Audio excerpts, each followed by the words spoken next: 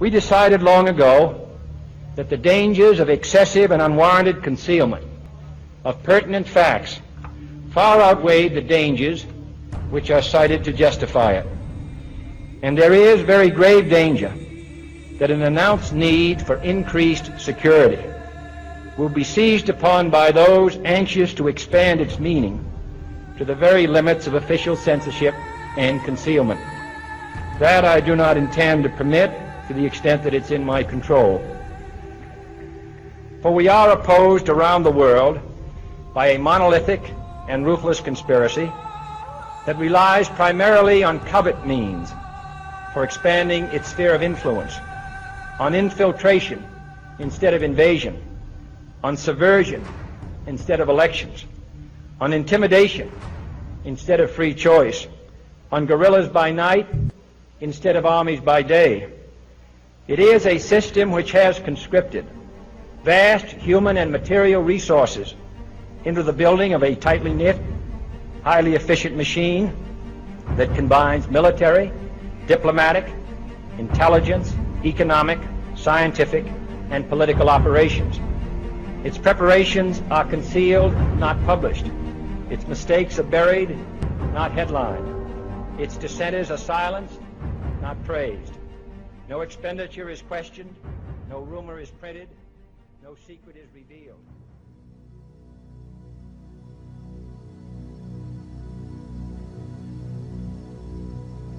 Greetings, citizens of the world. We are anonymous, the illusion of freedom.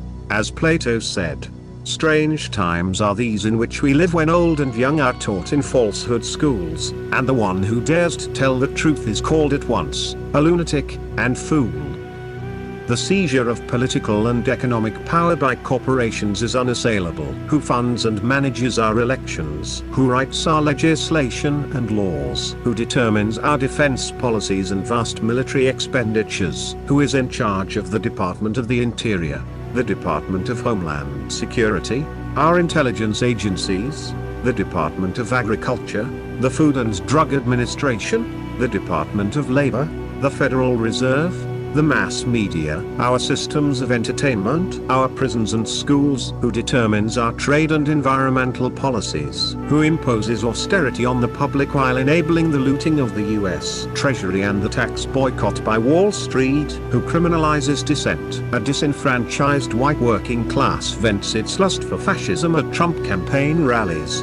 Naive liberals, who think they can mount effective resistance within the embrace of the Democratic Party, rally around the presidential candidacy of Bernie Sanders, who knows that the military-industrial complex is sacrosanct. Both the working class and the liberals will be sold out. Our rights and opinions do not matter. We have surrendered to our own form of Werkherrschaft. We do not count within the political process. This truth, emotionally difficult to accept, violates our conception of ourselves as a free, democratic people. It shatters our vision of ourselves as a nation embodying superior virtues and endowed with the responsibility to serve as a beacon of light to the world. It takes from us the right to impose our fictitious virtues on others by violence. It forces us into a new political radicalism.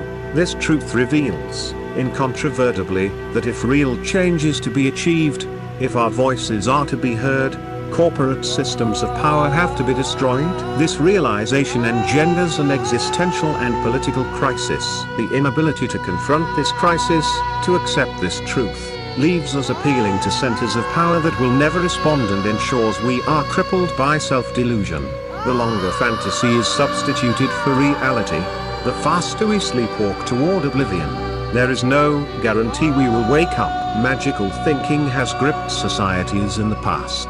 Those civilizations believed that fate, history, superior virtues or a divine force guaranteed their eternal triumph. As they collapsed, they constructed repressive dystopias. They imposed censorship and forced the unreal to be accepted as real. Those who did not conform were disappeared linguistically and then literally. The vast disconnect between the official narrative of reality and reality itself creates an Alice in Wonderland experience. Propaganda is so pervasive, and truth is so rarely heard, that people do not trust their own senses. We are currently being assaulted by political campaigning that resembles the constant crusading by fascists and communists in past totalitarian societies. This campaigning, devoid of substance and subservient to the mirage of a free society, is anti-politics. No vote we cast will alter the configurations of the corporate state. The wars will go on. Our national resources will continue to be diverted to militarism. The corporate fleecing of the country will get worse.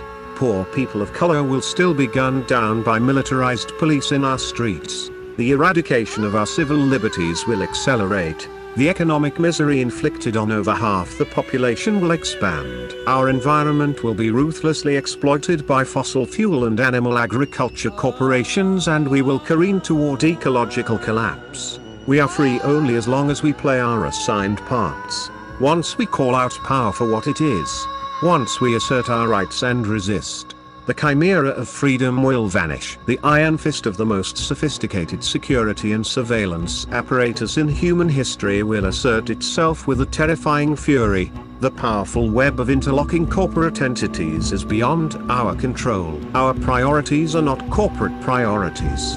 The corporate state, whose sole aim is exploitation and imperial expansion for increased profit, sinks money into research and development of weapons and state surveillance systems while it starves technologies that address global warming and renewable energy. Universities are awash in defense money but cannot find funds for environmental studies. Our bridges, roads and levees are crumbling from neglect. Our schools are overcrowded, decaying and being transformed into for-profit vocational centers. Our elderly and poor are abandoned and impoverished. Young men and women are crippled by unemployment or underemployment and debt peonage. Our for-profit healthcare drives the sick into bankruptcy. Our wages are being suppressed and the power of government to regulate corporations is dramatically diminished by a triad of new trade agreements.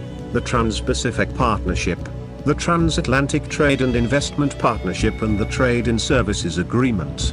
Government utilities and services, with the implementation of the Trade in Services Agreement, will see whole departments and services, from education to the postal service, dismantled and privatized. Our manufacturing jobs, sent overseas, are not coming back, and a corporate media ignores the decay to perpetuate the fiction of a functioning democracy, a reviving economy and a glorious empire. The essential component of totalitarian propaganda is artifice. The ruling elites, like celebrities, use propaganda to create false personae and a false sense of intimacy with the public. The emotional power of this narrative is paramount. Issues do not matter. Competency and honesty do not matter. Past political stances or positions do not matter. What is important is how we are made to feel. Those who are skilled at deception succeed. Those who have not mastered the art of deception become unreal. Politics in totalitarian societies are entertainment. Reality, because it is complicated, messy and confusing, is banished from the world of mass entertainment. Clichés, stereotypes and uplifting messages that are comforting and self-congratulatory, along with elaborate spectacles, replace fact-based discourse. Entertainment was an expression of democracy, throwing off the chains of alleged cultural repression. Neil Gaiman wrote in Life, the movie, how entertainment conquered reality. So too was consumption, throwing off the chains of the old production-oriented culture and allowing anyone to buy his way into his fantasy. And, in the end, both entertainment and consumption often provided the same intoxication, the sheer, endless pleasure of emancipation from reason, from responsibility, from tradition, from class and from all the other bonds that restrained the self. The more communities break down and poverty expands, the more anxious and frightened people will retreat into self-delusion. Those who speak the truth, whether about climate change or our system of inverted totalitarianism, will be branded as seditious and unpatriotic. They will be hated for destroying the illusion. This, as Gaiman noted, is the danger of a society dominated by entertainment. Such a society, he wrote, took dead aim at the intellectual's most cherished values. That theme was the triumph of the senses over the mind, of emotion over reason, of chaos over order, or the id over the superego. Entertainment was Plato's worst nightmare. It deposed the rational and enthroned the sensational, and in so doing deposed the intellectual minority and enthroned the unrefined majority. Despair, powerlessness and hopelessness diminish the emotional and intellectual resilience needed to confront reality. Those cast aside cling to the entertaining forms of self-delusion offered by the ruling elites. This segment of the population is easily mobilized to purge the nation of dissenters and human contaminants.